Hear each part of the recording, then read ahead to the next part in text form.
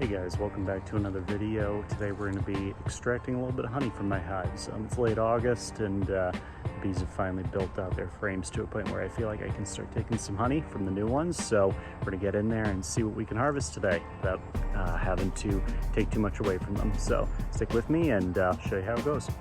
All right, so we've got a few things that we'll be working with here today. We've got the honey spinner, which is going to extract all that honey for us once we get it out of the comb. We've got a bucket to catch it, and then we've got our regular protective equipment. So let's get in there and let's check out these hives. All right, so we have a couple pieces of equipment that are familiar and then some new stuff. So we've got our torch like always, our hive tool and our brush. We're also going to be using something called an uncapping knife. Kind of looks similar to a bread knife, but it's got this bend here, which is going to allow me to scrape off the wax from the top of the honeycomb and allow it to get extracted. And then we also have a frame puller. I don't always need this, but sometimes you really just need to have something hold onto the frame pretty sturdily with one hand. And sometimes it also helps you pull a frame up straight if it's kind of stuck in your hive. So just a couple new tools. So we're going to go in and we're going to start pulling some honey. Okay, so we were able to pull a couple frames of honey so far. We just go in there and we let these right out of here, right? That's nice capped over honey. You can see the wax that's covering those little honey cells. Some are uncovered at the bottom, but that's okay because there's no honey in there. Basically, when the honey is at the stage that is appropriate to take, the bees will cover it with a thin layer of beeswax, and then we know as beekeepers that it's time to take the honey out and we can harvest it safely. So I'm going to show you the process of uncapping and spinning it. Okay, so this is pretty difficult to do with one person, but as you can see, we've got a couple of stragglers right here. The bees certainly don't want to waste any of that honey, so we're just going to go ahead and brush them right off. This brush is actually the safest way to remove the bees. It does not hurt them, it just simply pushes them out of the way. So what we're going to do here, we're going to take our capping knife, we're going to run it along the edges of the frame, which exposes those cells so that we can extract the honey. We can run them along nice and smoothly. And as we get to the bottom, that wax is all getting captured in a bucket right below. We're actually going to pull the rest of the honey that we're missing on the cap right out from there, all at the end. But this stuff right here, that's what you're looking for. That is beautiful honey. So now we're going to do the other side. Each of these has two sides. Sometimes the bees don't build on both sides, and that's okay, but unfortunate this one did. It just means more honey on our end.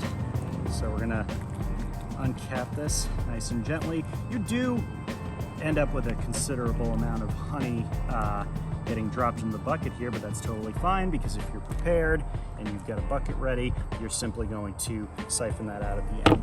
Okay, so now we're going to take this and pop it into the extractor, and I'll show you that in a minute. Okay, now that we've got the honey uncapped, what we've done is we've slid the frames down into this spinner right here, and you're going to see a bunch of wax and honey and maybe even a couple bees on the side. That's totally fine. That all gets strained out at the end and poses no harm to the integrity of the honey. So basically from here, we're going to use the power of centrifugal force from the spinning of this machine. So it's very simple. It's going to work kind of like a salad spinner would, and the spinning motion is going to create centrifugal force. The honey is going to be on the inside of the comb and is going to be pulled outward. It will hit the side of the wall and then travel down, and then ultimately it will come out of this spigot right here. That's the general idea. So we've got one on each side to make sure it's balanced, and I'm going to cap this up and start spinning. So we'll spin this for about 30 seconds each. All you do is you simply crank this. The lid's really just to keep any other bees in the area out. And once this spins, this is kind of what it looks like on the inside. And the honey is getting pulled onto the sides right there. So I'm going to keep cranking this, and then I will show you guys the end product when I've harvested a whole bunch more frames.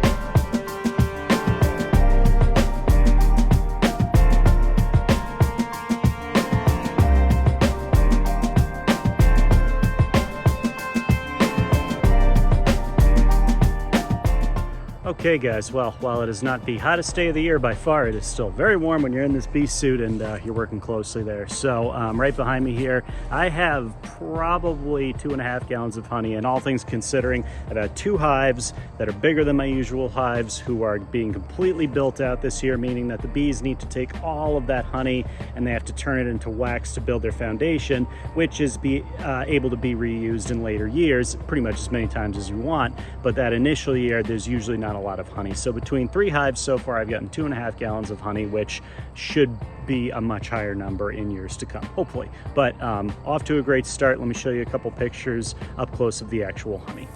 All right, so in this area, we've got all the wax cappings. What I'll do is I'll strain out the extra honey that I get out of this and just leave the rest of it to be cleaned off by the bees. I'll put it back in the cage there. The bees will go through and they'll pick through it and they'll pull it off. I'll take the wax back and then I'll render that into candles or something else. So right now I've got the spinner kind of up on end here and it's just sort of draining the last little bits. You can see I dropped it a little bit there, but that's okay. More for the bees. The nice thing is none of this gets wasted. The bees come out and they will find 100% of that honey. There will be absolutely nothing left here. You will never know that there was ever any honey on this deck. So I'll strain through it and I will show you guys a follow-up video later in the evening. All right guys, so we have harvested all this honey now, and that is right here.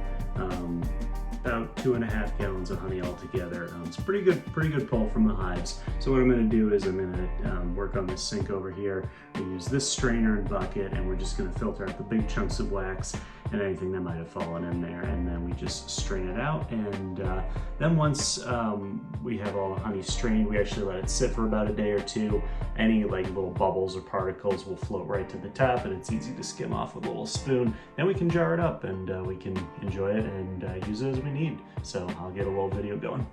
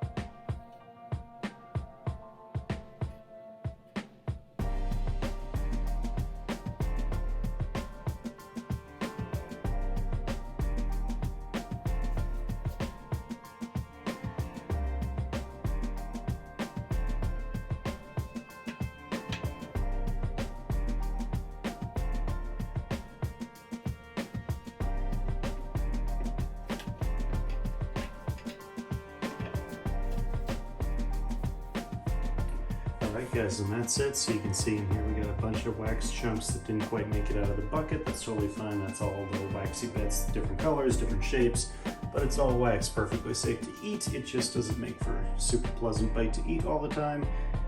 Some people do enjoy it that way. Some people don't filter it at all. They just eat the wax and all, which is totally cool, but I prefer to have it most of the way filtered. So there it is. That is 2.5 gallons of freshly harvested honey. Alright guys, and that is it. Thank you very much for watching. Please leave a like and subscribe and comment if you would like to see any particular types of videos related to food or anything else that I do. I appreciate you watching. See ya.